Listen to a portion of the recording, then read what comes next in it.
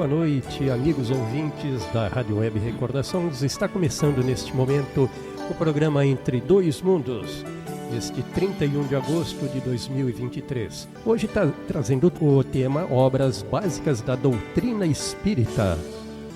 Boa noite, amigos ouvintes. Nesse momento, então, pela Rádio Web Recordações, damos início ao segundo programa, Entre Dois Mundos, com a participação aqui da amiga Martinha, da Sociedade Espírita A Caminho da Luz, da cidade de Praia Grande, Santa Catarina. Exato. Nós vamos complementar um pouco aí, Regina, porque temos mais 3 personalidades importantes aqui da Sociedade Espírita. Contamos hoje com a honrosa presença aqui da nossa vice-presidente da associação, Rosângela, a diretora do Departamento Mediúnico, a Rosane, e também a diretora da Comunicação Social e de Mídia, a Lisiane. Pois bem, nesta noite eu, Paulo, Regina e Martinha iremos tratar do tema Obras Básicas da Doutrina Espírita. Assim sendo, nosso cordial boa noite a quem ainda não abriu a boca, Lady Regina. Isso. Martinha. Boa noite, meus amigos. Boa noite, ouvintes. Amigas aqui presentes. Sejam bem-vindas e é uma alegria mais uma vez podermos estar aqui novamente para falarmos da doutrina dos Espíritos, à luz do Mestre Jesus. Muito bem. Nós, antes de darmos início propriamente dito ao programa, faremos como sempre, de praxe, a nossa prece de abertura. Desta feita temos uma prece que nos foi oferecida por uma amiga aqui também do Centro Espírita, né? A Caminho Isso da Luz. aí, Paulo. A nossa amiga Judite, mais conhecida aqui pelo pessoal como Didi. Carinhosamente Didi, não é isso? Isso aí. Vamos a ela então? Vamos. Vamos ouvir então a palavra da Didi.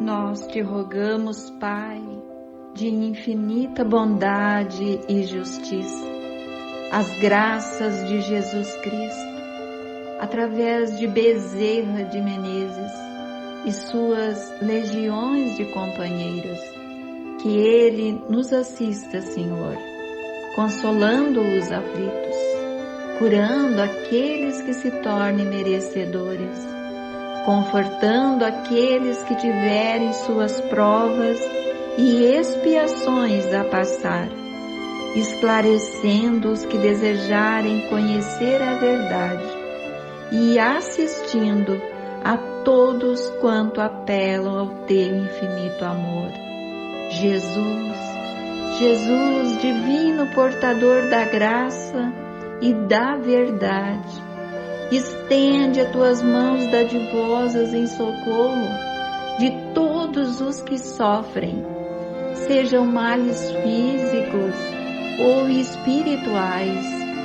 Santos Espíritos, dignos obreiros do Senhor, derramai as graças, as curas sobre a humanidade sofredora, a fim de que as criaturas se tornem amigas da paz, do conhecimento, da harmonia e do perdão, semeando pelo mundo os divinos exemplos de Jesus Cristo, que assim seja.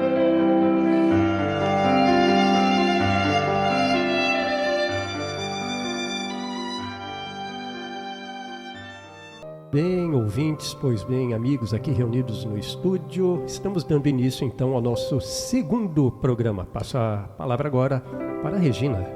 Podemos ver em todas as obras de Kardec a constante sucessão de 2 elementos dinâmicos de sua didática: a observação e o ensino, pois ele definiu o Espiritismo como ciência de observação e doutrina filosófica. Também sabemos que Jesus é a porta da redenção espiritual, né, Regina?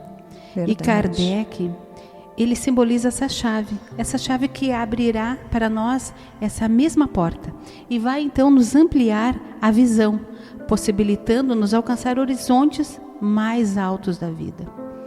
Quando Kardec então faz a codificação, nos oferece, nós podemos perceber que ele usou das suas habilidades pedagógicas e didáticas para melhor expor o extenso e complexo conteúdo dos ensinos dos Espíritos.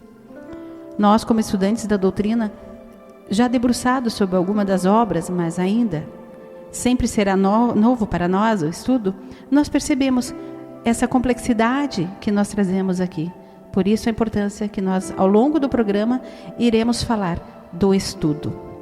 E também nós percebemos que a codificação de Allan Kardec é para que nós possamos nos reencontrar como espíritos encarnados e que nesse encontro nós possamos alcançar a autoiluminação, que é o que o Evangelho do Cristo quer de nós. E também nós começamos a perceber que esse desenvolvimento da autoiluminação começa pelo intelecto, pelo estudo, pelo conhecimento. E eu peço aqui permissão para citar uma fala de Joana de Ângeles, quando ela diz que a autoiluminação, então, até a título de conhecimento para todos nós, o autoconhecimento é quando nós começamos a perceber um vazio existencial também. Aí nós queremos o autoencontro, nós queremos a autorrealização. E isso se dará através dessa tentativa, como ela diz também, esse ensaio de buscar um convívio, um conhecimento espiritual. Então, o convite do Kardec é isso. É para nós nos conscientizarmos da imortalidade e buscarmos, então, esse conhecimento para entendermos e melhor, então, viver a nossa vida aqui. E pegando aí um gancho na sua fala, Martinha, a Joana de Ângeles, né, é a mentora espiritual de Divaldo Franco, né? Então a gente tem muito para falar dela, que obviamente caberá um programa especial, específico, também nesse tocante aí. Isso mesmo, inclusive em Salvador, no centro, existe uma avenida com o nome dela, né? Joana Angélica. Lembro disso dos meus tempos de Salvador, na Bahia. Bom, Martinha, mas como você estava dizendo aí, distante de ser assim uma ordem de publicação aleatória, as obras básicas oferecem aí obedecer uma metodologia chamada assim, vamos dizer, kardeciana, já que ele era bastante, digamos assim, rigoroso, né, com a metodologia, até porque ele era um professor, não é isso? Eu vou citar aqui então as 5 obras das quais nós vamos comentar rapidamente no programa de hoje, né? Primeiro, o Livro dos Espíritos, seguido do Livro dos Médiuns, o Evangelho segundo o Espiritismo, o Céu e o Inferno, e terminando aí com a Gênese, os Milagres e as Predições segundo o Espiritismo. Obviamente, existem outras obras póstumas, né? Que lá no finalzinho do programa a gente deve citar, não é isso? Isso, mas vamos antes, falar. Pode falar. Perdão, Paulo. Sim, lá no final do programa nós vamos citar essa obra também, os seus rascunhos, né? De Kardec. Isso. E sobre a doutrina dos espíritos codificada por Kardec, sua primeira obra foi o Livro dos Espíritos, cujo lançamento ocorreu no dia 18 de abril de 1857 em Paris. Todas as perguntas e respostas feitas por Kardec aos espíritos eram revisadas e analisadas várias vezes dentro do bom senso necessário para tal. As mesmas perguntas respondidas pelos espíritos através das médiuns eram submetidas a outros médiuns em várias partes da Europa e também da América. Isso para que as colocações dos espíritos tivessem a credibilidade necessária, pois estes médiuns não mantinham contato entre si, apenas com Kardec. Consequentemente, as respostas, se iguais, demonstravam que vinham da mesma fonte espiritual. Lembremos sempre que as perguntas e respostas de cunho moral eram submetidas a comparações com o Evangelho de Jesus, exemplo primordial para a boa conduta. Assim também como as respostas sobre ciência e filosofia deveriam ter como marco a objetividade e a razão. O Livro dos Espíritos é o precioso repositório dos ensinos dos espíritos superiores, que, cumprido a vontade de Deus, receberam a missão de instruir os homens, iniciando uma nova era na história da humanidade. Muito bem, a gente percebe que o Kardec não brincava em serviço, não é, Martinha? Ele abordou, digamos assim, as primeiras investigações da doutrina com um espírito bastante científico, né? Ele quis ver para crer, não é isso? Vamos falar um pouquinho aí, Martinha, sobre o conteúdo desse primeiro livro, o Livro dos Espíritos. Então, Paulo, como nós falamos anteriormente, não apenas nesse programa, também falamos no outro, o Livro dos Espíritos é a primeira obra, né? E Regina também fala de Kardec, a primeira obra da codificação da doutrina dos Espíritos. Isso. E nesta obra, então, o Kardec, ele tem a preocupação de mostrar para nós a naturalidade do domínio espiritual. Ele gostaria que todos percebessem que o objetivo da investigação deveria ser racional e empírica, para identificar as leis naturais que regem as supostas relações com o mundo físico e o mundo espiritual. Ou podemos também usar o termo espíritos desencarnados e a humanidade encarnada. Todos humanidade, entre os planos. Entre dois mundos, né? Entre dois mundos, isso. Também o Kardec, ele, nesse livro, então, Livro dos Espíritos, ele tinha também essa preocupação de trazer para nós uma informação clara e objetiva das leis naturais de Deus. Então, como tu falaste lá no início, e o Paulo também, nós estamos falando de uma doutrina dos espíritos, codificada por um homem, mas enviada pelos espíritos. E também existe esse registro importante para nós estudantes e ouvintes, que no momento que o Livro dos Espíritos foi divulgado, foi colocado para nós, lá em 1857, né? Ali iniciou a nossa transição planetária. Esse processo de regeneração que nós ouvimos e falamos nas nossas casas, ou escutamos lives, lemos nos livros. Esse foi o marco mesmo desse momento na nossa Terra. O Kardec também ele estabelecia os fundamentos do Espiritismo e estava descortinando para todos nós essa realidade da vida espiritual. Então, o Livro dos Espíritos, nós encontramos toda essa filosofia espírita.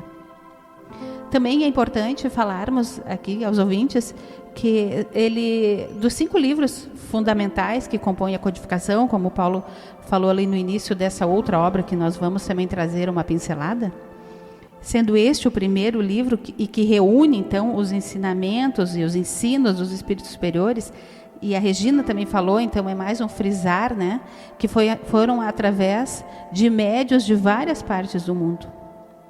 E este livro, então, o Livro dos Espíritos, ele trouxe uma profunda repercussão no pensamento e na visão de vida de considerável parte da humanidade. Porque até então o pensamento, a ideia ou a informação era outra, né, meus amigos? Era outra. E eu destacaria de tudo isso que foi dito, tudo muito importante, destacaria essa passagem que a Regina também citou, que vários espíritos em várias partes do mundo corroboravam as mesmas informações. Isso é básico, né? Ciência, pura ciência, né? Ou seja, uma metodologia a serviço de uma comprovação verdadeira, real, né? Pois é, estruturado aí em 4 partes e contendo 1019 perguntas, poucas, né? Pouquinhas, né?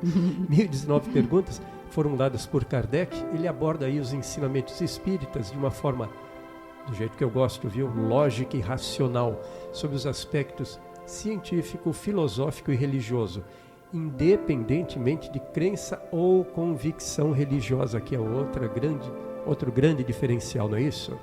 Paulo, 1019 perguntas Tem muito assunto. Tem muito assunto. Em um único livro.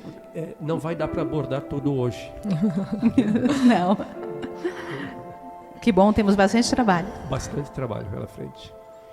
Pois é, a leitura então de O Livro dos Espíritos será de imenso valor para todos, porque trata de Deus, da imortalidade, da alma, da natureza, dos espíritos, das suas relações com os homens, das leis morais, da vida presente e também da vida futura e do porvir da humanidade, assuntos de interesse geral e de grande atualidade.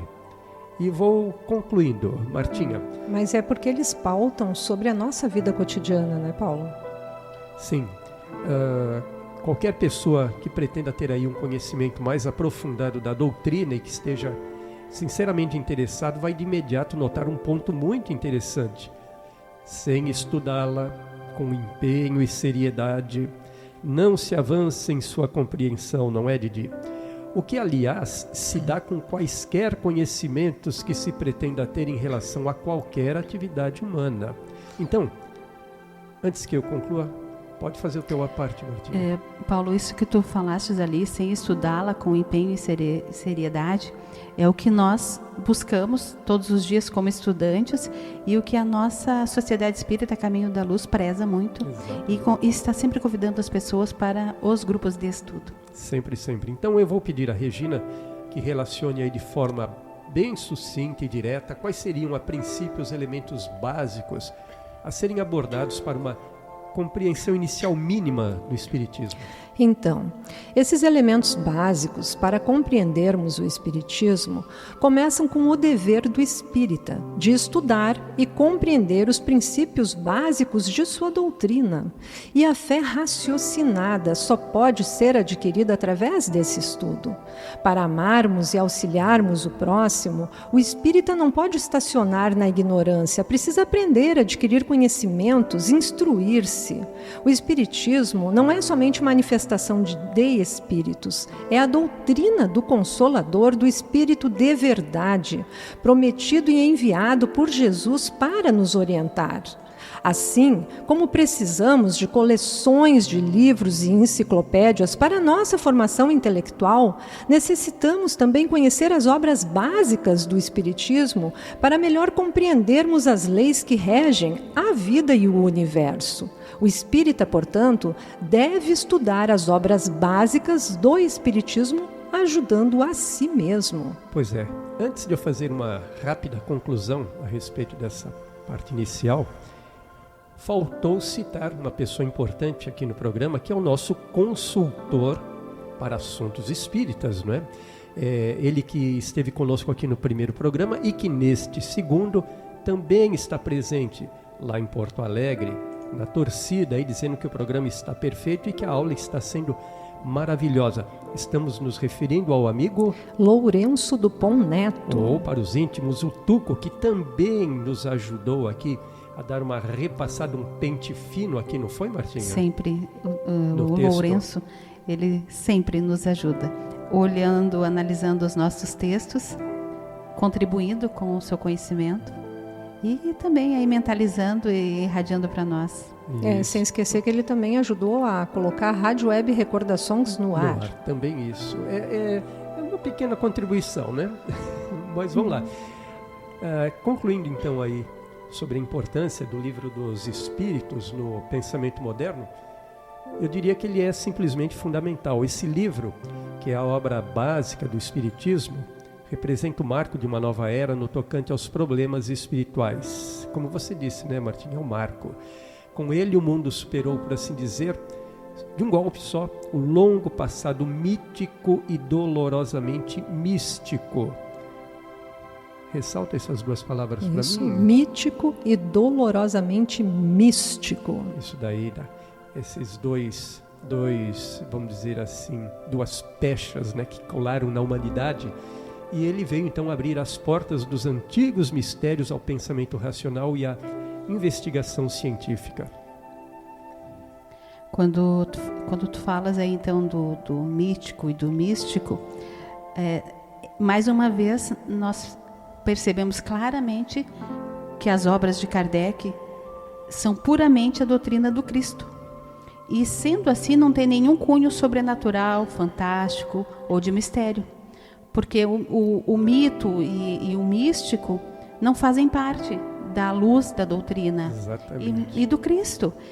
E é simplesmente a lei divina, que são as leis naturais do nosso Pai, Deus. O mítico e o místico estariam a serviço de quaisquer outras intenções, né? Exceto clarear a nossa mente e nos conduzir para um aperfeiçoamento, para um conhecimento.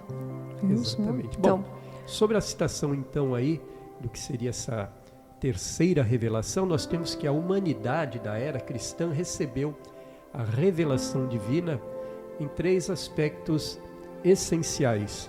Moisés trouxe a missão da justiça. O Evangelho revelou o insuperável amor. E o Espiritismo, a sublime tarefa da verdade.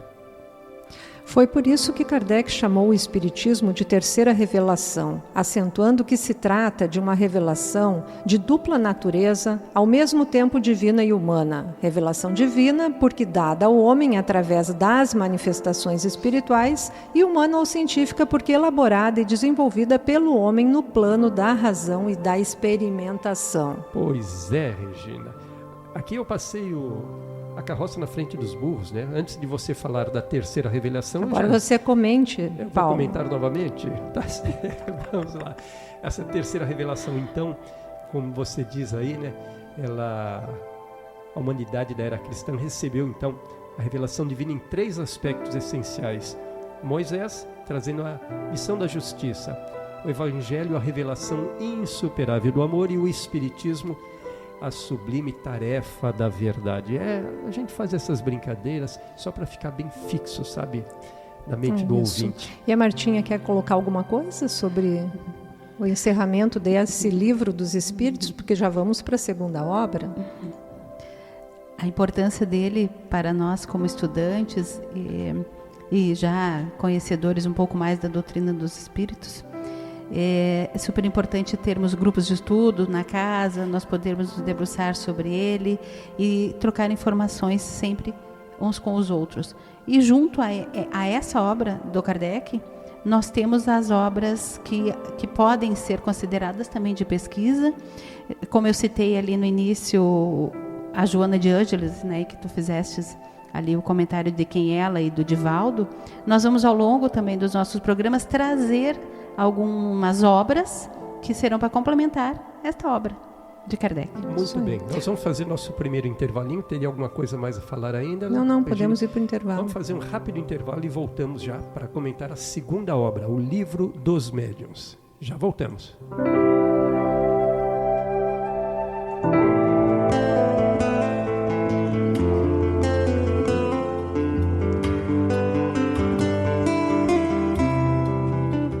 Articula os acontecimentos que te rodeiam para o bem. Insiste na projeção dos atos que te possam honrar e ajudar a ti mesmo, imaginando o que seja útil, edificante e belo. Não é necessário perder o corpo no túmulo para que venhas a renascer. Emmanuel.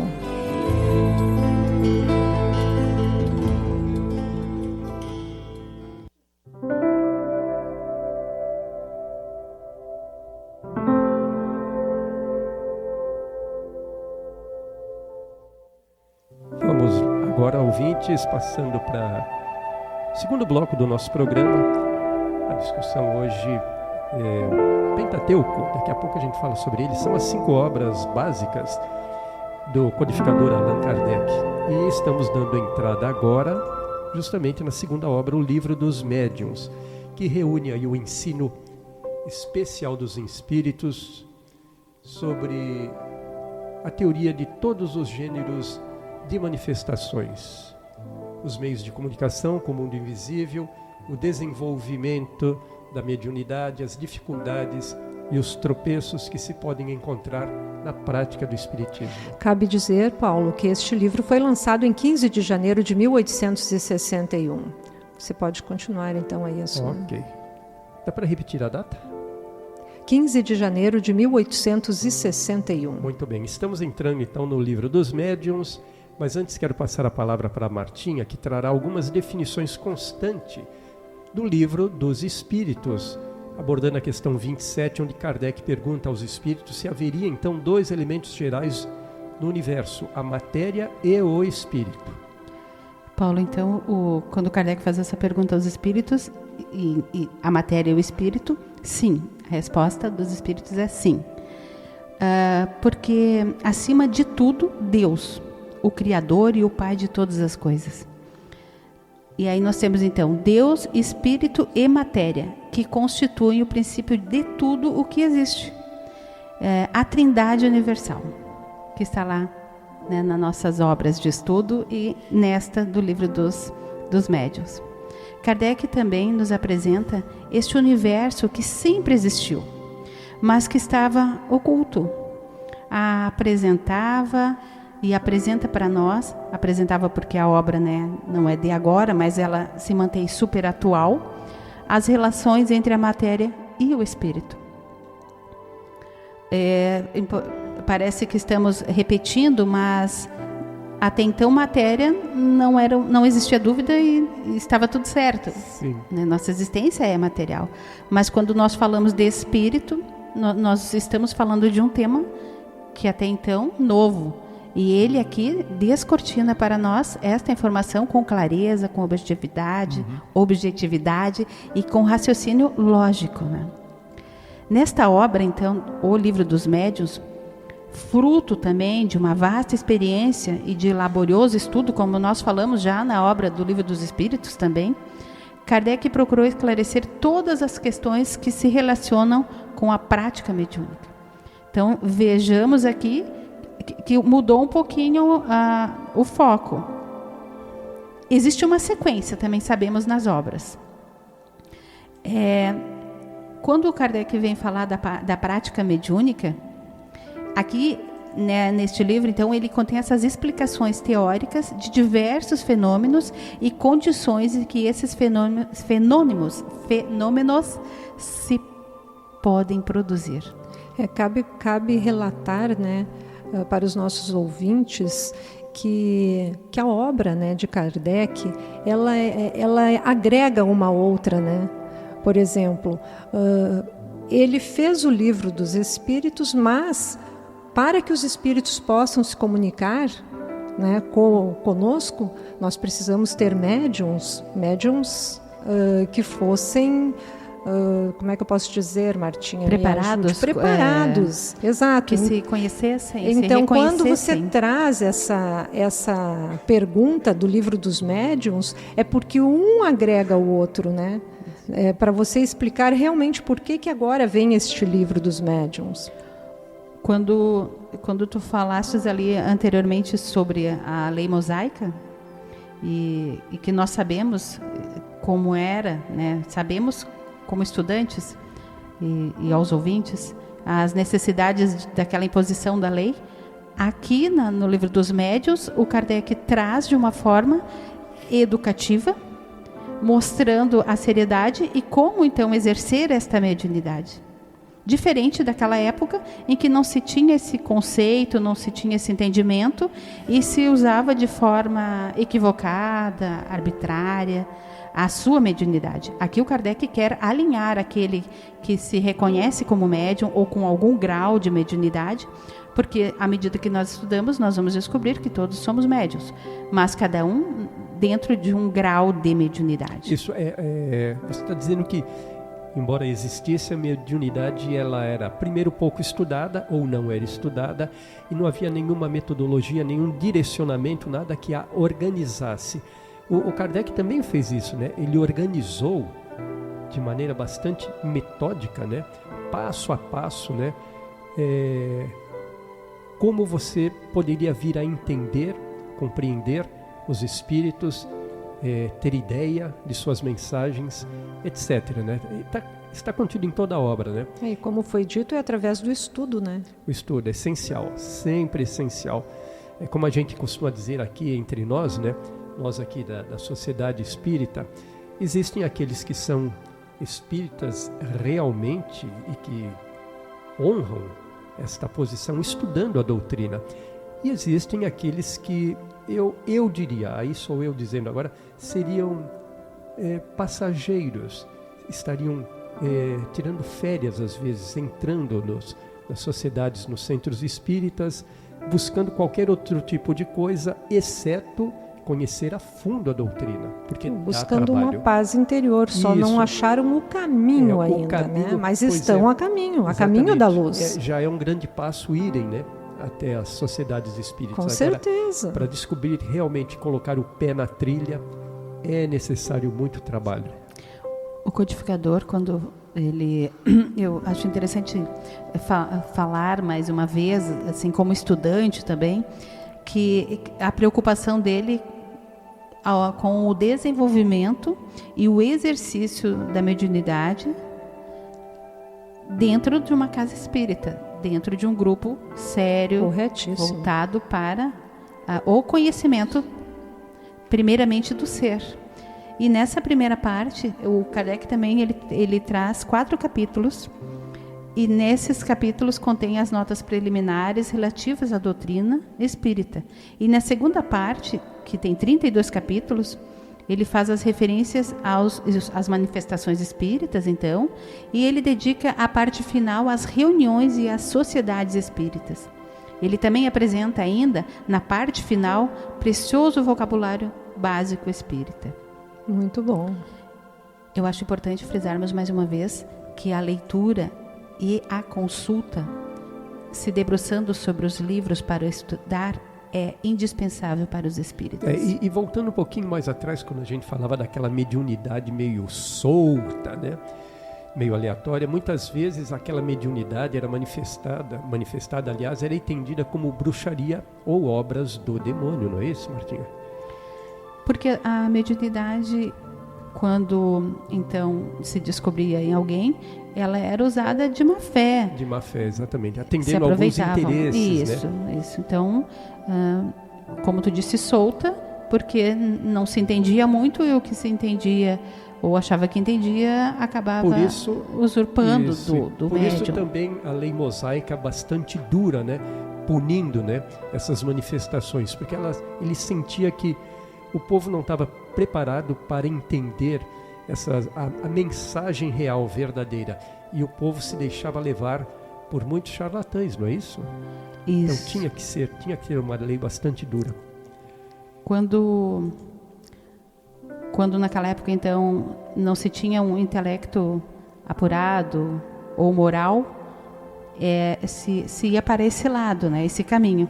Então, era necessário esse tipo de medo de criar essa dificuldade para que se pensasse bem antes, né, de fazer, agir. Eu acabei entrando assim, meio atravessando o teu assunto, mas você tranquilo.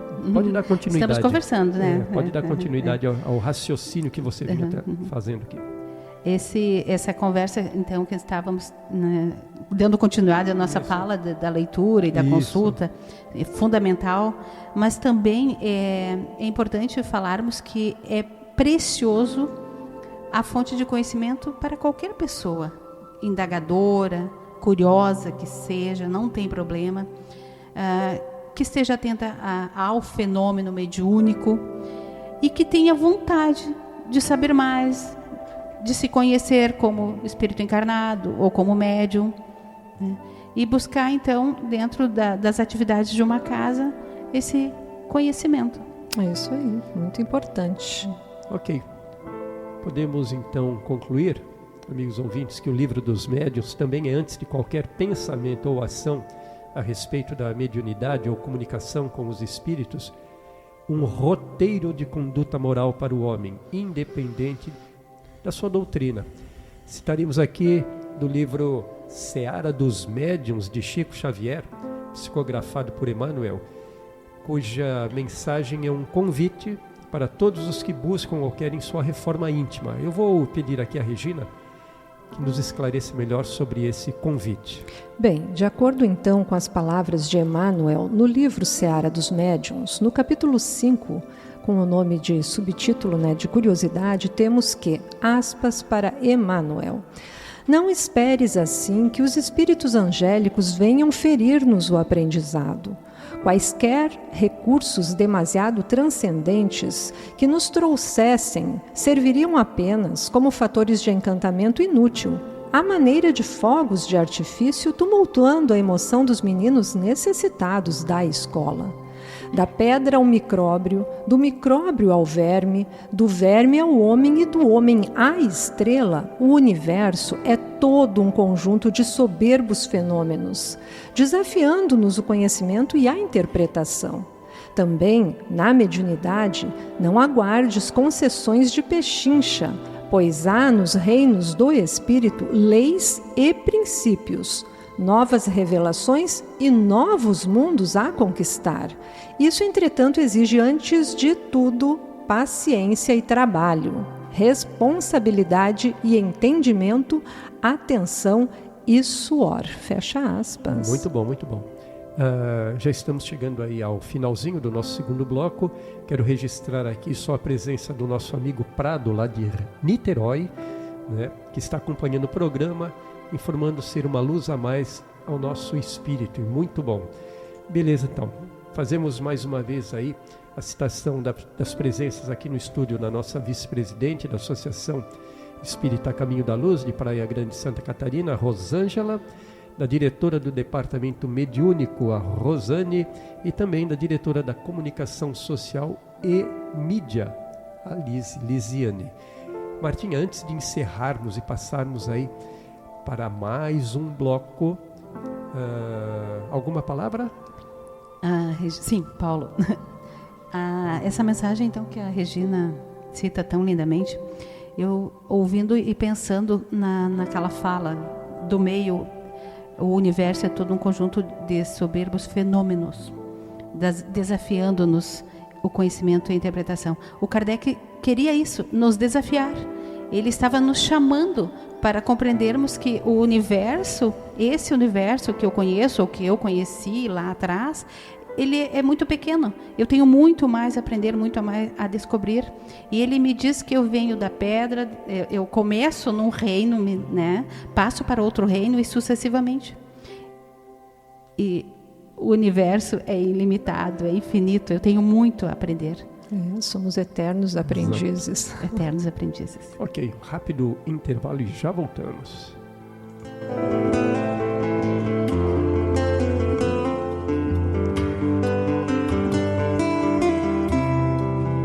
Pratiquemos essa divina caridade, a caridade de nos renovarmos para o infinito bem, a fim de que outros se inspirem na jornada cristã sobre a contemplação do nosso esforço. Emmanuel.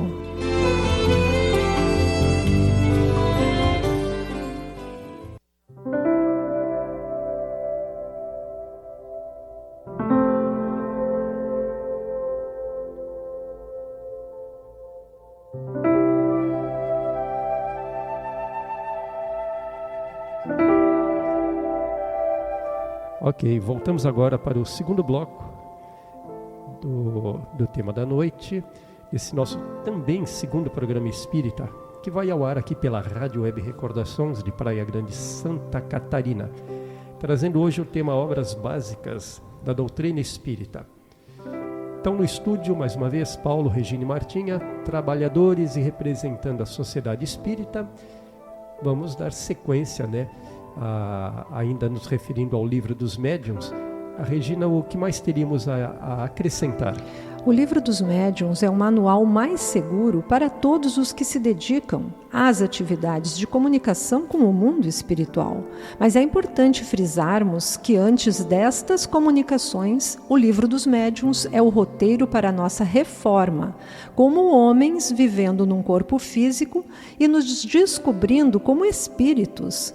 Em resumo, uma grande oportunidade de descortinarmos a nossa vida e nossas reais necessidades. Pois é, encerrando então, teoricamente, a segunda obra, o Livro dos Médiuns, porque não é na prática possível esgotarmos todo o seu conteúdo, pois quanto mais o lemos, mais descobrimos. Vamos passar então para a próxima obra. Alguma observação ainda, Martinha? Quantas vezes você já leu o livro dos médiuns e quantas mais precisará ler? Estou na segunda vez que eu estudo. Ler eu já li muitas vezes, mas não é suficiente. Pois é, Nunca será. A diferença entre ler e estudar é bastante grande, né? É bastante grande. Pois é. Vamos Paulo, então. Permissão, importante também lembrar aos ouvintes, tenho certeza que lá na frente tu também vai falar, e a Regina, que nós estamos trabalhando as obras de Kardec, as obras da codificação, de forma o mais simplificada. Exato. Né, porque não é o estudo, contando a história, falando delas com muita honra, com muita alegria. Citando os seus tópicos principais, exato, né, suas abordagens. Isso. E então, dito isso, chegamos à terceira obra, o né? Evangelho segundo o Espiritismo, que foi publicado primeiramente com o título de Imitação do Evangelho. Depois foi revisto e melhorado, e daí foi publicado em 15 de abril de 1864, com o título que atualmente conhecemos. E é dividido em 28 capítulos, além da introdução, e o último capítulo dos quais aqui nós citamos, uma das coletâneas de preces. O Evangelho segundo o Espiritismo é um convite que a espiritualidade nos faz para entendermos e vivermos a mensagem do Cristo, nosso Mestre. O Evangelho segundo o Espiritismo é a obra da codificação espírita que trata especificamente do aspecto religioso da doutrina. Eu vou lançar uma casca de banana aqui para Martinha. Está fora do script, né, Martinha? Imitação do Evangelho. Foi o título inicial deste Evangelho segundo o Espiritismo. Você consegue ter uma vaga noção do porquê deste título, Imitação do Evangelho? O Kardec queria ser o mais preciso, né? Pelo seu raciocínio, pela sua lógica, pelo seu trabalho, inspirado pela pleiade de espíritos. Inicialmente coloca esse título achando que alcançaria, que faria jus a toda a obra e todo o trabalho. Mas aí percebe, com o seu olhar crítico, que imitação, se eu quero falar de uma verdade absoluta, que não vai ter nenhuma mudança, que ela vai ser sempre nova, imitação não seria. Não serve. Né? E nós hoje, lendo, também concordamos. Exato. Pois é. Correto, então, muito correto. Essa aí é uma das frases que está no Evangelho de Jesus. Eu vou citar a frase, né? Conhecereis a verdade e a verdade vos libertará. Como estudantes, então, da doutrina, nós já compreendemos que o conhecimento dessas verdades do Cristo nos tornam pessoas com uma visão inteiramente nova sobre a própria evolução e evolução dos nossos irmãos, da humanidade. Podemos dizer que essa obra, o Evangelho segundo o Espiritismo, é um roteiro seguro para o conhecimento das verdades do Cristo, como a Martinha citou. Então, passo a bola, né, para você, Martinha. Então, meus amigos, sim. Nós podemos dizer que esta obra, o Evangelho segundo o Espiritismo, é um roteiro seguro para o conhecimento das verdades do Cristo. Essa obra, esse ensino moral do Cristo, ele é para qualquer cristão, de qualquer crença, porque ele é desenvolvido pelos espíritos de luz, em comunicações mediúnicas, recolhidas, organizadas, comentadas e trazidas a público por Kardec, como Paulo falou lá no início do nosso programa. Então, ela não foi feita somente para os espíritas, ela foi feita para a humanidade, de ambos os planos, entre os mundos. Todos são convocados para estudar e se conhecer e conhecerem a doutrina dos espíritos. E mesmo sendo um mero leitor ou um estudante dedicado, o ensino do mestre, a sua moral, vai estar sempre sendo um roteiro seguro e necessário, porque eu só vou conseguir compreender se eu estudar. E se eu estudar, então eu vou conseguir aplicar. E eu vou perceber o quê? Que é primeiro para mim. Maravilhoso. Pois é. Mais uma vez, né, a gente acaba voltando sempre à mesma tecla, né? A reforma íntima, não é isso, Martinha?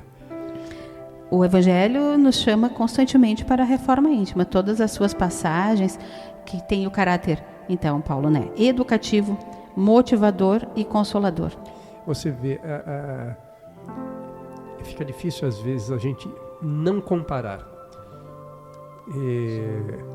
Mas o Espiritismo, ele é falado para cada pessoa em particular. E essa pessoa é o porta-voz da doutrina, espalhando ela para o seu próximo, para o seu vizinho, para aquele amigo, para aquele... Inclusive nós, não é, Regina? Fomos trazidos à doutrina desta forma, né? Pelo nosso amigo Lourenço. Isso mesmo, pois é. Nesta obra, inúmeras passagens do Evangelho de Jesus e seus ensinamentos, particularmente os de ordem moral, esclarecem a mensagem do Cristo em relação à realidade da vida espiritual. Não sendo aí um livro à parte, ou seja, um novo Evangelho, esta obra apresenta-nos o Evangelho de Jesus, exatamente, explicando segundo os ensinamentos espíritas. E o Evangelho segundo o Espiritismo não tem outro objetivo senão o de conclamar-nos ao estudo, conclamarmos ao estudo e entendimento das sempre novas palavras de Jesus. E eu ousaria dizer, inclusive, que a linguagem dos apóstolos, citando Jesus, não trouxe os esclarecimentos devidos às metáforas, às parábolas do Cristo, e a doutrina espírita levantou o véu, elucidando-as através da interpretação do Evangelho. Hoje o Espiritismo nos traz a terceira revelação no aspecto da verdade, esclarecendo-nos quanto à realidade da vida espiritual. Consciente da ascendência do espírito sobre a matéria, o espírita busca raciocinar e viver segundo as realidades da vida imortal e as necessidades evolutivas de sua alma. E cabe dizer que a alma é o espírito encarnado. O berço e túmulo, dois estágios da vida que a terceira revelação nos conclama valorizar através da vivência cristã para a nossa própria melhoria e felicidade na vida terrena e na futura, a nossa vida espiritual. Pode falar, Martinha. Essa tua fala me fez aqui lembrar que as parábolas do Cristo. Também deixo o convite para que os amigos fiquem atentos, os ouvintes, que teremos futuros programas nesta rádio sobre as parábolas. Exatamente. Porque quando Paulo falou, né, Regina, das metáforas do Cristo, ele falava por parábolas. Era uma expressão, era um sentido figurado, era uma figura de palavra. Porque quando nós falávamos do livro dos médiuns, onde Kardec nos traz e nos oferece um conceito de mediunidade, um convite para estudo sério, aprimorando, conhecendo, e aí nós voltamos lá em Moisés e tivemos aquela fala. Isso. Aqui nós percebemos então como nós éramos tacanhos, não tínhamos o conhecimento, porque a nossa época era aquela. Nós não conseguiríamos entender a grandiosidade do Cristo. As informações eram sonegadas, né? Assim como haviam em religiões dogmas que não davam acesso ao povo, à pessoa, né? Elas eram um saber que estava na mão de alguns poucos. As parábolas igualmente, elas eram interpretadas meio ao pé da letra e ficavam sem sentido. Também aí o Espiritismo veio descobrir esse véuzinho, não foi? Mas Jesus levou as parábolas para todos, para o povo. Ele não as deixou oculta, né? Mas precisavam de interpretações, sim, né? As parábolas tinham um objetivo de registro mental, onde no dia a dia, nas funções diárias das pessoas, elas tivessem um clique daquela história. Isso. Fazendo o pão, lavrando a terra, cuidando dos animais, cuidando da casa. A lembrança da parábola vinha e de alguma forma despertava sutilmente naquele ser a mensagem do Cristo. Muito bem. Temos mais alguma coisa antes de pormos o pé aí na quarta obra, O Céu e o Inferno? Vamos para a quarta obra, né? Lançada em 1º de agosto de 1865, tem como principal escopo explicar a justiça de Deus à luz da doutrina espírita. Objetiva, demonstrar a imortalidade do espírito e a condição que ele usufruirá no mundo espiritual, como consequência dos seus próprios atos. Essa é uma obra de um único livro, Martinha? Pois é, a Martinha, Regina, eu fico sempre com a impressão, quando nós encerramos um determinado trecho, um determinado bloco, que ela está ali transbordando de conhecimentos, mas é que a gente precisaria aí de uns 4 horas de programa. Para um único livro, digamos assim, né? Então, Martinha, antes de você colocar o pé necessariamente aí nessa quarta obra, O Céu e o Inferno, alguma coisa ainda a declarar? Fale agora ou cale-se para sempre. A Regina falando da conclusão do Evangelho segundo o Espiritismo, e numa das falas dela, eu gostaria só de deixar um registro, quase uma cópia do que a Regina falou, me perdoe. Essa consciente ascendência do espírito sobre a matéria e essa busca de raciocinar e viver segundo as realidades da vida imortal é fantástico. O que o Kardec veio nos mostrar, nos oferecer através da mensagem do Cristo, da sua codificação. Então, essa fala tua, né, de conhecer a verdade, conhecereis a verdade vos libertará, é o que o Cristo quer de nós e que as obras da codificação, as obras da doutrina espírita vêm nos oferecer amplamente, claramente, e com vários dizeres e falas que nós nos identificamos. Sim, elas são sempre atuais, né? Sempre atuais. Obrigada, Paulo. Jesus disse, minhas palavras não passarão. Pois é, mas Martinha, O Céu e o Inferno, esta quarta obra, divide-se em 2 partes, não é isso? Divide-se em 2 partes, Vamos Paulo. lá, tem bastante pano para manga agora. Elas podem parecer assim complexas, porque nós estamos também fazendo, como falamos anteriormente, um resumo, um apanhado, para apresentar para as pessoas, os ouvintes, estas obras. Então, ela tem, como eu falei anteriormente, ela se divide em 2 partes. Estamos falando aqui, então, da obra O Céu e o Inferno. Nessa primeira parte, o Kardec ele faz um exame comparando as doutrinas religiosas. Ele não se detém especificamente, ele analisa as obras, as doutrinas. E dentro dessa análise, a vida após a morte. Ele também traz fatos como a morte de crianças, seres nascidos com deformações, acidentes coletivos e uma gama de ocorrências que só a imortalidade da alma e a reencarnação explicam satisfatoriamente. Então vejam que nessa primeira parte parece meio doloroso alguns temas, e podemos dizer que, como estudantes, a gente já sabe que à medida que nós estudamos e levantamos esse véuzinho de descobertas da vida encarnada, nós compreendemos que a reencarnação explica tudo.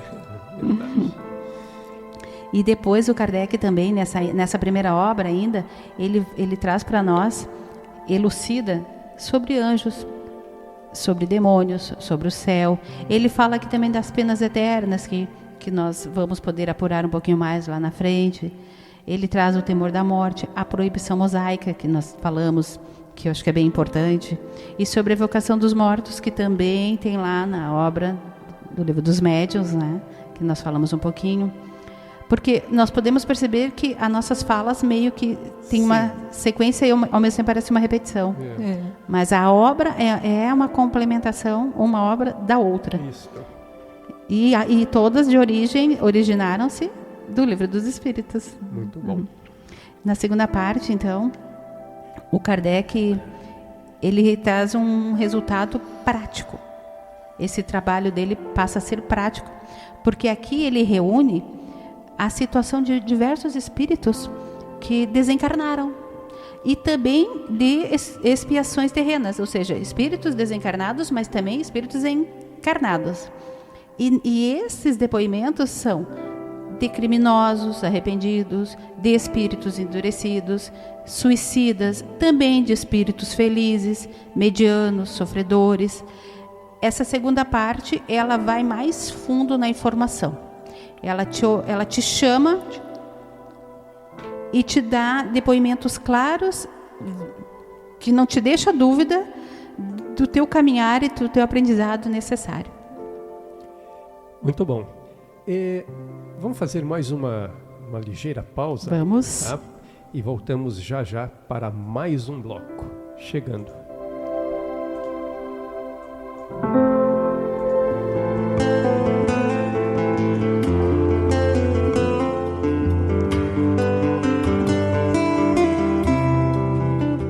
Articula os acontecimentos que te rodeiam para o bem.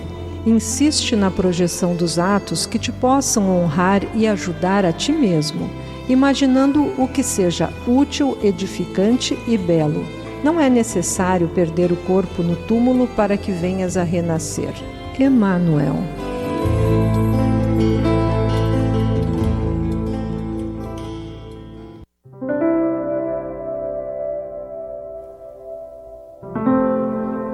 Vamos nós então, voltando aí para mais um bloco, e falávamos, Martinha, a respeito do céu e o inferno. Você relatou a primeira e a segunda parte, mas eu penso ser importante voltarmos ainda um pouquinho a essa primeira parte para elucidarmos duas citações bem importantes, né?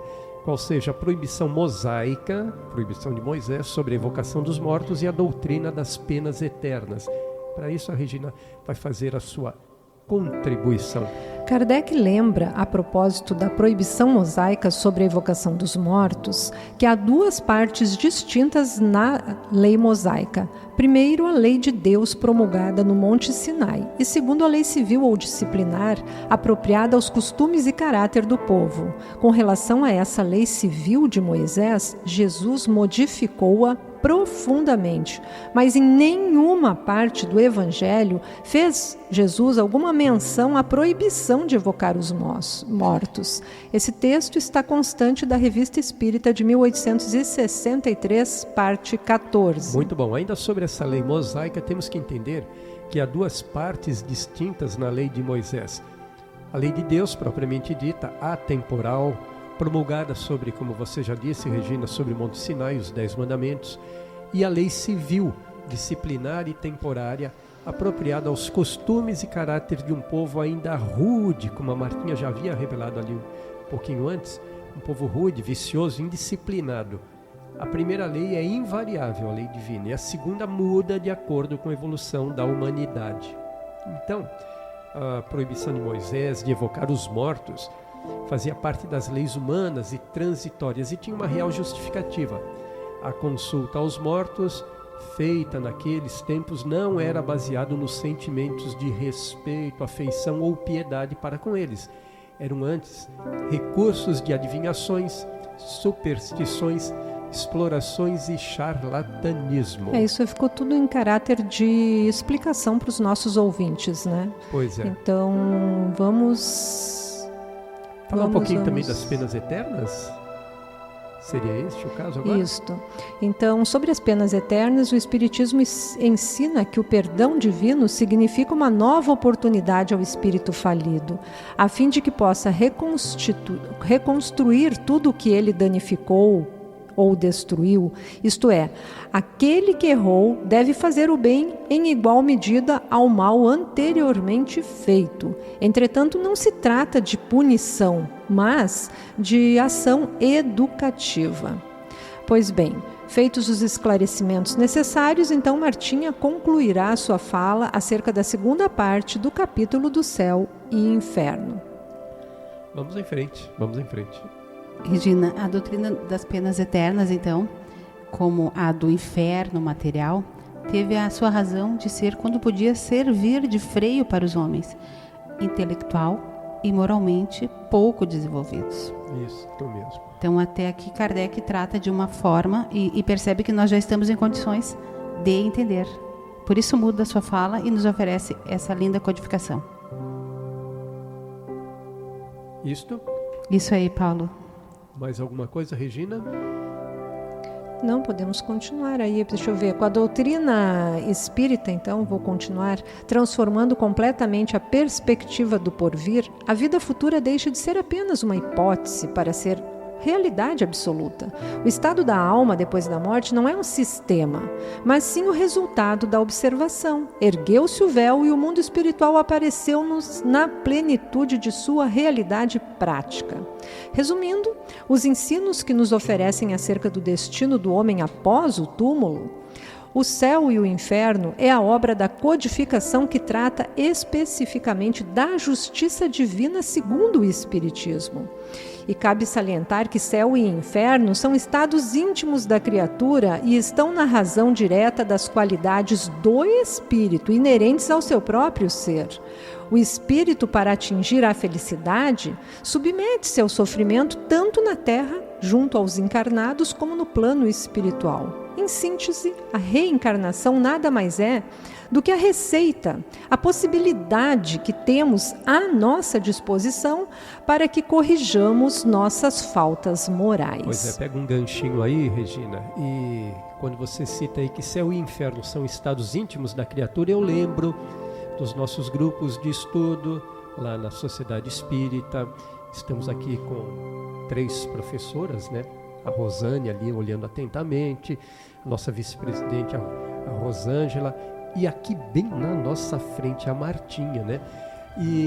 E a gente entende que céu e inferno, o estado íntimo, é aquele sentimento que a gente leva na consciência, não é? Tanto aqui quanto aquela consciência que a gente carrega para o outro plano, não é isso, Martinha? É isso aí, Paulo. Profs aqui presentes. As professoras, capricha, porque se você tropeçar, elas corrigem. Quando nós nos percebemos esse espírito encarnado e nós ficamos totalmente voltados para o que nós queremos, os nossos pensamentos, as nossas ações não pensam no outro, não se colocam no lugar do outro, não existe nenhum estímulo de crescimento ou de aprimoramento. E aí nós desenvolvemos e nós estimulamos em nós o egoísmo. E quando nós desenvolvemos esse tipo de sentimento, nós acabamos cedo ou tarde caindo na lei divina, na lei de causa, na lei de efeito. E nesse momento, então, nós vamos nos deparar com sentimentos que podem nos levar a esse estado que tu te referes, tanto nesse plano quanto no plano espiritual. Nessa condição que eu me encontro, o estado que eu estou, muitas vezes é pelos meus atos, pelas minhas ações, pelas minhas palavras. Então, essa condição que eu me encontro, ela está muito relacionada à minha forma de agir, de pensar e de ser. Resumindo, os estados íntimos de cada criatura, não é isso? Exatamente. Pois bem, as obras de Kardec têm, na linguagem de Jesus, esse elevadíssimo valor, né, para, como a gente fala, que é necessário estudar, né, os que têm olhos de ver e ouvidos de ouvir. E eu diria até aqueles que têm cadernos para estudar e aprender. Com certeza abre novos campos aí de conhecimentos seguros e éticos para que a gente possa compreender os estágios evolutivos da humanidade. E desde já, vamos partir aqui para a nossa quinta obra? Quinta obra. Vamos lá? Vamos. Qual seria ela, Lady Regina? A Gênese, os milagres e as predições segundo o Espiritismo. Pois é, de vez em quando escapa aqui um Lady Regina, porque nós estamos na Rádio Web Recordações, não é isso? Mas vamos lá.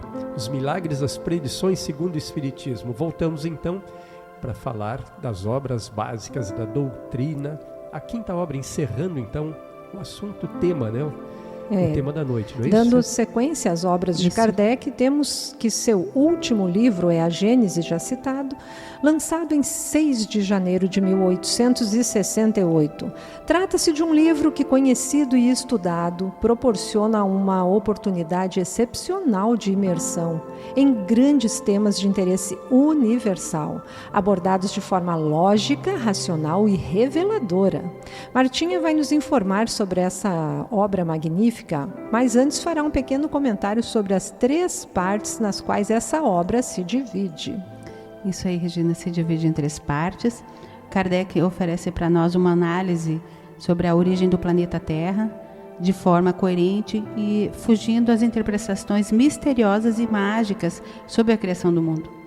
Aqui, um parênteses para a ciência e essa lógica e essa razão que, desde o início das suas obras, está fundamentada.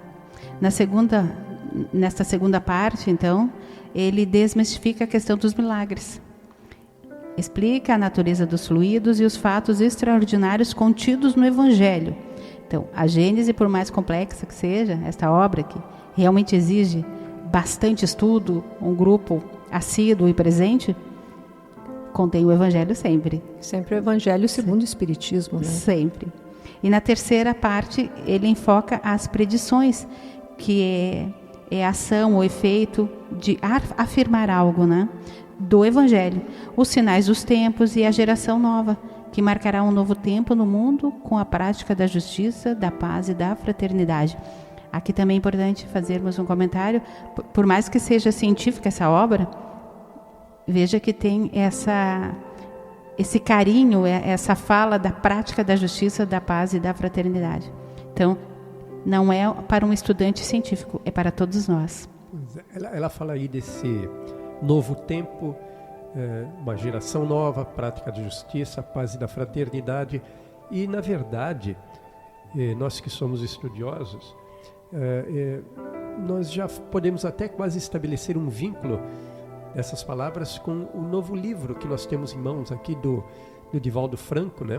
Psicografado pelo Divaldo e dito aí pelo Manuel Filomeno de Miranda, que é o No Rumo do Mundo de Regeneração. Isso, né? Aí. Uhum. Já foi previsto lá no Evangelho e ainda hoje você vê, existem obras que vêm surgindo, né? Ainda se referindo àquelas predições que parecem estar se constatando mesmo agora, não é isso? Quando nós falamos da geração nova, nós podemos pensar que, então, essa obra tem um bom tempo, e ainda fala da geração nova. É o processo de regeneração, onde nós nos identificamos nessa geração que tem que fazer a mudança, que tem que fazer o movimento. E esses sinais dos tempos os acontecimentos. Exatamente. É essa a vida. Geração nova tem que semear aqui a justiça, a paz e a fraternidade, né? Uhum.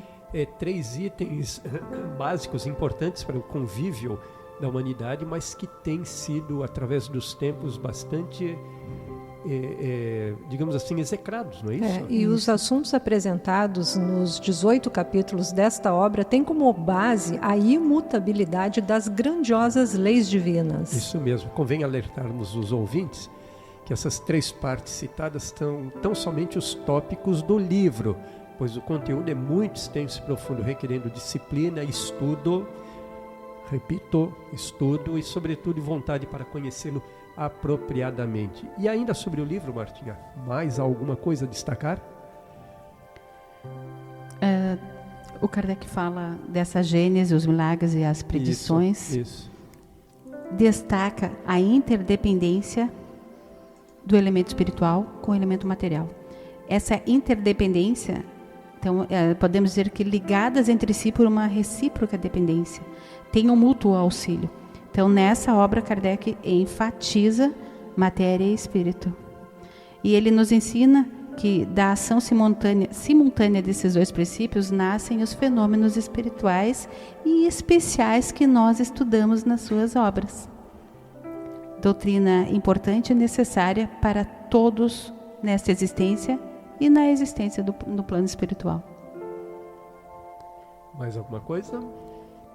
Nós podemos dizer que a Gênese, em seus 18 capítulos, sim, o Kardec apresenta esse caráter de revelação espírita, então.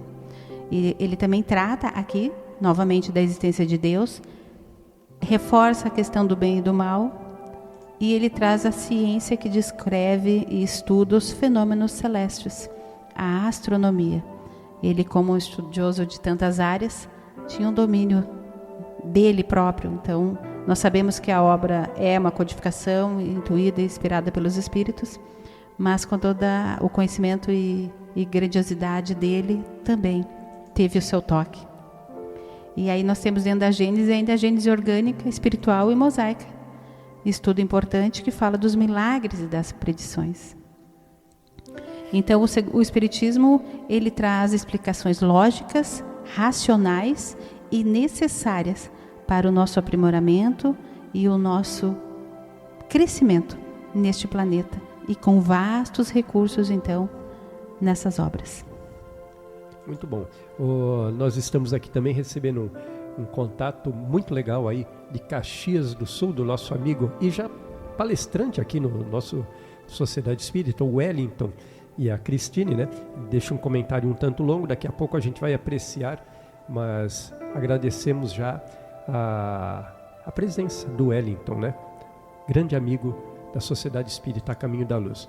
Bom, amigos ouvintes, eu vou concluir citando a psicografia do venerando apóstolo Chico Xavier pelo Espírito Emmanuel, na introdução do livro Fonte Viva, que nos diz, aspas para Emmanuel: sabemos que de permeio o grande livro que lançou os fundamentos do Espiritismo, o Livro dos Espíritos, trata dentre valiosos assuntos das leis de adoração, trabalho, sociedade, progresso, igualdade, liberdade, justiça, amor, caridade e perfeição moral, bem como das esperanças e das consolações.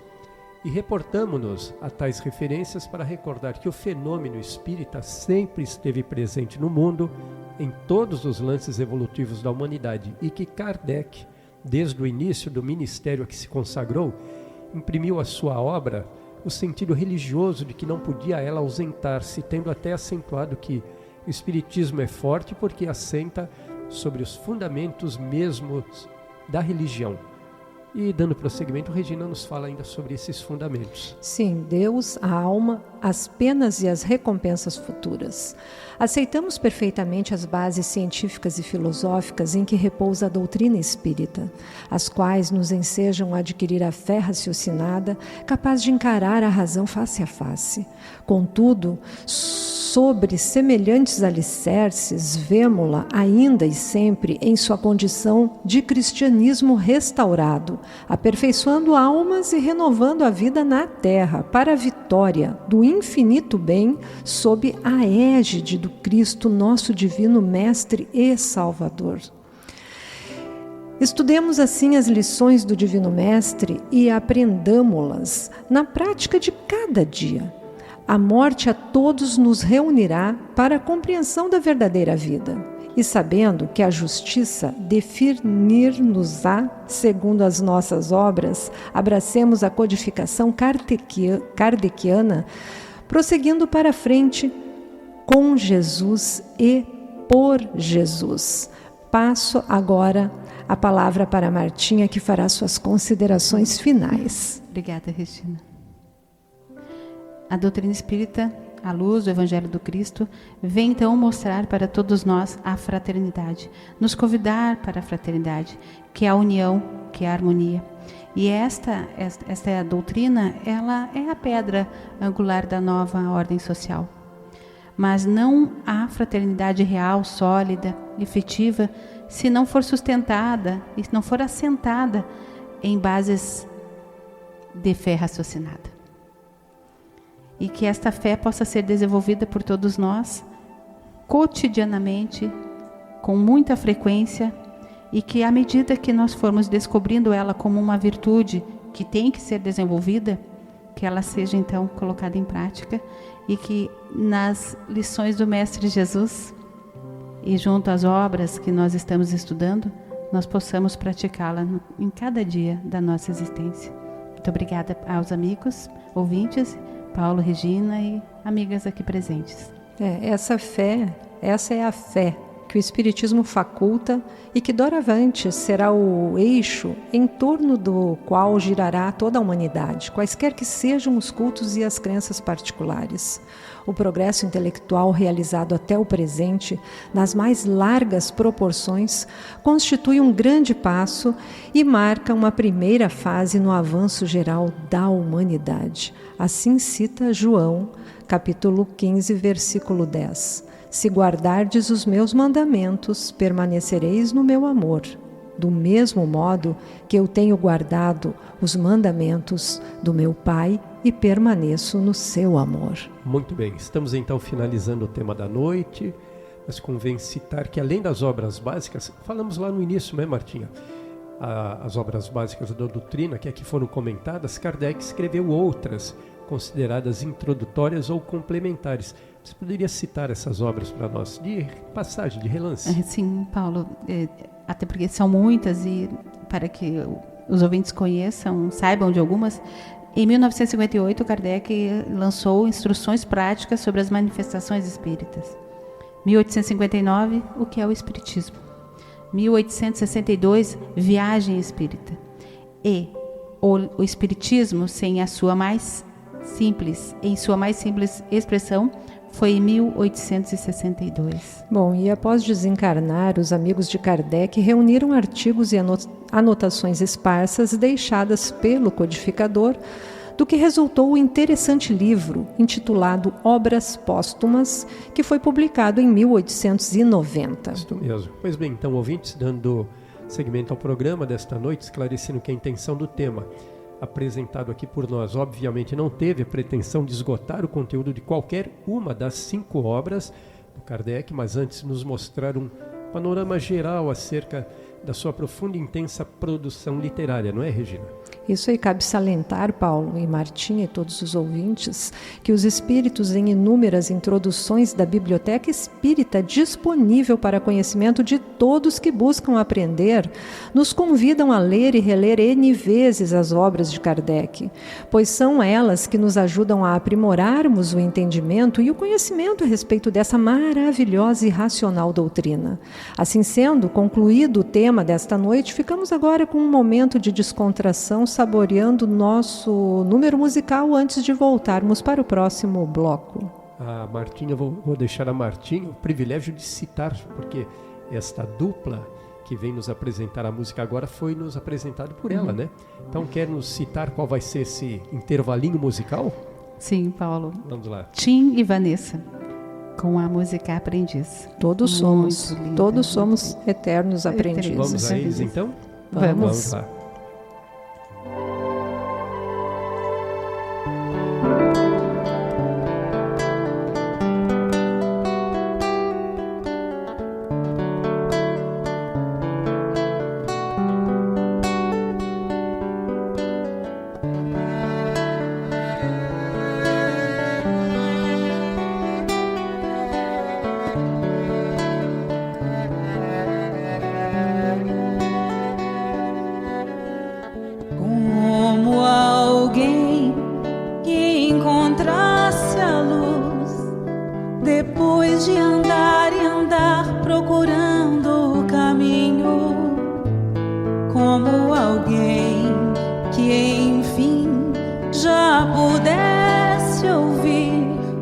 Respostas que trazem consolo e sentido ao destino.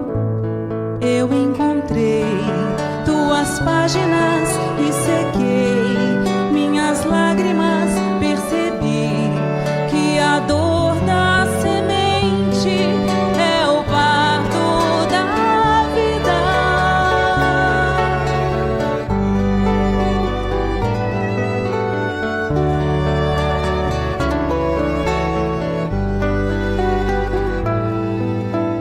Como alguém que já quer seguir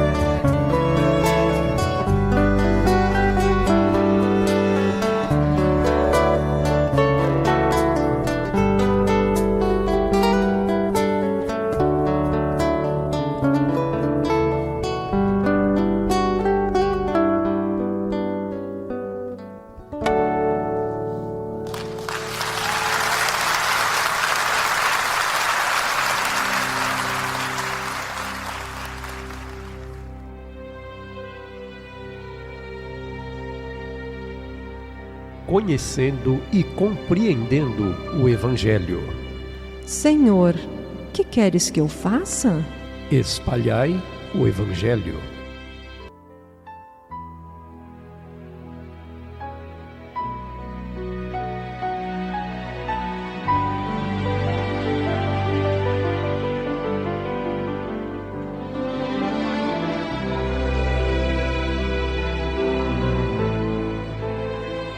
Evangelho segundo o Espiritismo, capítulo 6, o Cristo Consolador. O jugo leve. Vinde a mim, todos vós que sofreis e que estáis sobrecarregados, e eu vos aliviarei. Tomai meu jugo sobre vós e aprendei de mim, que sou brando e humilde de coração, e encontrareis o repouso de vossas almas, porque meu jugo é suave e meu fardo é leve. São Mateus, capítulo 11, versículos 28, 29 e 30. Todos os sofrimentos, misérias, decepções, dores físicas, perda de seres queridos, encontram sua consolação na fé no futuro, na confiança na justiça de Deus que o Cristo veio ensinar aos homens. Sobre aquele, ao contrário, que não espera nada depois desta vida, ou que duvida simplesmente, as aflições se abatem com todo o seu peso, e nenhuma esperança vem suavizar-lhe a amargura. Eis o que levou Jesus a dizer: Vinde a mim, todos vós que estáis fatigados, e eu vos aliviarei. Entretanto, Jesus coloca uma condição para a sua assistência e para a felicidade que promete aos aflitos. Essa condição está na lei que ensina. Seu jugo é a observação desta lei. Mas esse jugo é leve e essa lei é suave, uma vez que impõe por dever o amor e a caridade.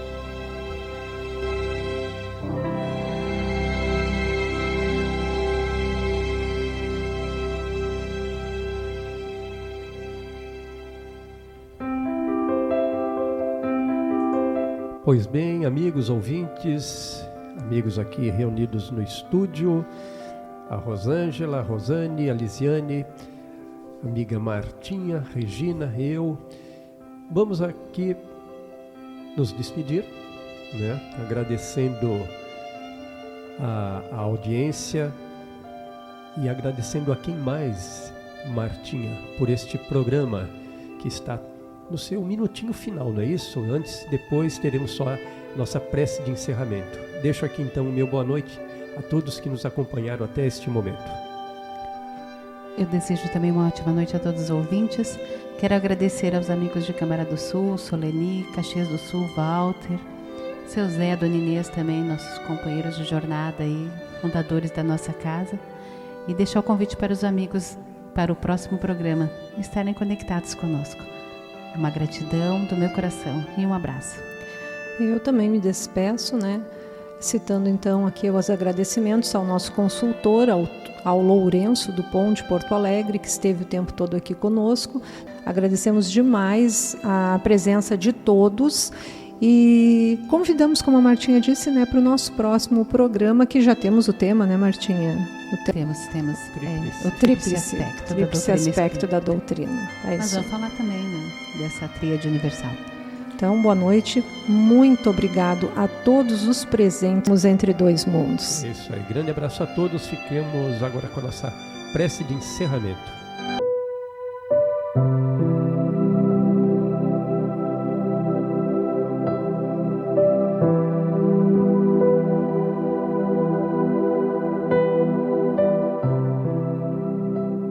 Senhor, ensina-nos a receber as bênçãos do serviço. Ainda não sabemos, amado Jesus, compreender a extensão do trabalho que nos confiaste.